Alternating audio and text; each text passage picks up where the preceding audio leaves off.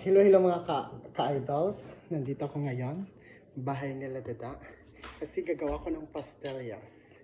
Ipapakain ko sa mga bading mamaya mga ka-idols. Bumili pa ako ng gatas at condense. After po nilang kainin, ipaparit ko po sa kanila kung magkano ibibigay nila. Kung magkano po ibibigay nila nga score sa akin. Siyempre, hindi lang ako mag-isang gagawa nito. Kasama ko po si Miss Shella Cam and Miss Catherine, mga ka-idols.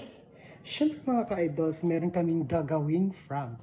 Hindi lang basta-basta namin papakainin. Kasi, bago nila kainin ito, igmimix muna namin. Igmimikos namin mga ka-idol. Tapos after po nito mamikos-mikos, siyempre lalagay ko dito sa power dugo mga ka-idol.